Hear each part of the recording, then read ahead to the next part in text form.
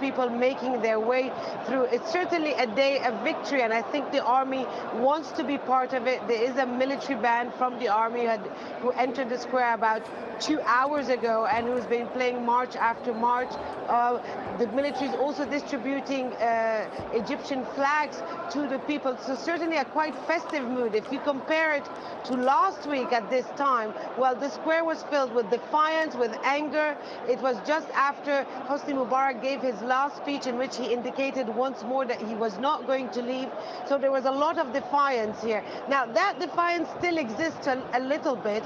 We heard some slogans earlier saying the people don't want Shafiq. That would be Ahmed Shafiq, the current prime minister or caretaker prime minister of Egypt at the moment. And we also heard call for justice, punishment, certainly an indication that they do want the people who either are involved in corruption or other high officials of the former government who maybe were involved in the repression of the protesters to be held accountable. And of course, this celebration, Hoda, coming just hours after the authorities announced the arrest of 3 former cabinet members, including the former interior minister. How are people reacting to that? Are they satisfied? Well, they're waiting to see. There is a lack of trust in the system in the country, and you can't say that that lack of trust just disappeared now. These people are now detained for 15 days pending investigation. From what we understand, that move came after they were under house arrest, but they were giving television interviews and making statements. Now we have to see what will happen next. But there is also a belief that these are not the only people involved in all the corruption. That was really one of the issues that sparked all this revolt. So we'll have to sit and wait and see. There is good indication from the public prosecutor that many other people are going to be put under investigation. Certainly some very high-profile businessmen, tycoons, if you want, have been forbidden from traveling and their assets have been frozen. But I think what people want to see is how far all this will go. They want to make sure that this time they will actually be a proper, justice will take properly its course, and there will be a trial, and there will be the punishment that is deserved in whatever case it is. Okay, thank you very much, Hoda Abdelhamid, for the time being. Let's now speak to Al Jazeera's Shireen Tadros, who's out and about on the ground there in Tahrir Square as these demonstrations, another show of force there from the pro-democracy activists this Friday. Shireen, tell us what's happening around you. Well, I'm actually a little bit away from Tahrir Square in an area called Mohandisin, and this is where a pro-Mubarak rally is taking place. There's about 200 or so people that are gathered here. I can see that more people are heading towards this particular square as Friday prayers come to an end. And the organizers here are telling me that they're not against the revolution or against change, but they are very much against the way in which the protesters executed the revolution, and particularly the way in which, in their words, Mubarak was humiliated by the revolution. So a lot of somber faces here, people holding up banners of Hosni Mubarak, saying that they don't want him to come back, but they do feel sorry for him. They're saying, one particular banner, in fact, said, "We are sorry, our father, for the actions of our brothers." So really a very sad mood here. They are not happy about the way in which the revolution took place. But what's really interesting is that as I'm speaking to the people who aren't the organizers, there doesn't seem to be much awareness about why exactly they are here. The organizers are very forceful. They know exactly what they're saying. They're chanting all the right slogans. But the rest of the people, I'm not getting a very strong sense of their conviction, if you like. Okay, so I expect that the people will continue to come throughout the day as the prayers end. Okay, Shireen Tadros, who's at a pro-Mubarak rally in Cairo, as we watch pictures of Liberation Square, Tahrir Square, of a pro-democracy rally to celebrate Mubarak's stepping down last week. Let's now get the view from Egypt's second largest city, Alexandria. AlJazeera's Jamal El-Shail joins us there. Jamal, give us a sense of what's happening where you are.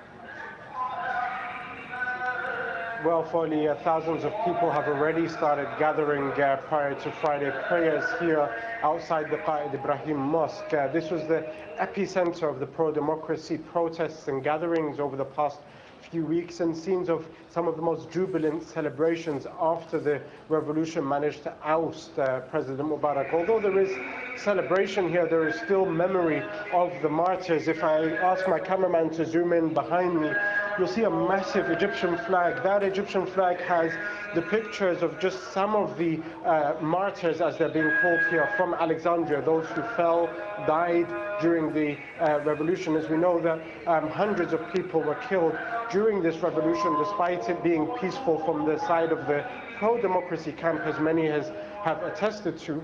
So their memory still lives on. And the people here say they're not only here to celebrate, but they're here to ensure that those who died didn't die in vain. And that means it wasn't only Mubarak stepping down that they wanted, but they want him to be tried. They want the money that has been that has been accumulated by Mubarak and the Mubarak regime to return to Egypt and to be put back into the economy, Foley. Jamal, do the people there in Alexandria, do they feel satisfied? Do they trust the military council, and are they satisfied with the pace of change? Because the military council, of course, has taken a number of steps to ensure and to show that they're committed to the transition process.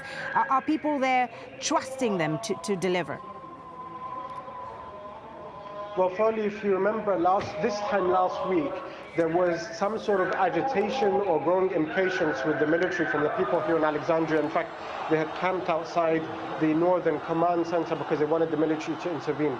Since then, I can tell you the military's popularity has gone up tenfold, if not more. They really haven't put a foot wrong.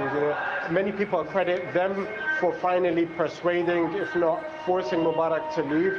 Many people have since applauded their freezing of the constitution, their promise of a timeline of 6 months before elections take place, and their move in order to get people to rewrite or redraft a possible constitution. However, having said that, the demands still remain. The demands are that they want all those who were part of corruption, all those who they say were responsible for torture, to be tried. They don't want Mubarak to leave the country before he returns what they claim is $70 billion worth of Egyptian money. They want people like Ahmed Aiz, the senior National Democratic Party official, people like Habib al-Adli, the former Interior Minister. All of these people, they want them tried, they want their money back, and then they want to move on. Because in the end of the day, we have to remember, whilst the revolution was successful in ousting Mubarak, there are many an Egyptian who either lost relatives or who themselves were injured or whose businesses were affected. And these people, it will take a lot more than just Mubarak stepping aside for them to be happy for me. Okay, thank you very much, Jamal Al-Shail, reporting live from Alexandria in Egypt. In Libya, there have been a string of protests against longtime leader Muammar Gaddafi. Soldiers have been deployed in the country's second largest city, Benghazi, after thousands took to the streets there overnight. There have been reports of confrontations between pro-democracy and anti-government protesters. Rather pro-democracy and pro-government protesters in the eastern city of Baida. There have also been calls for protests in the port city of Tobruk on Friday. Mass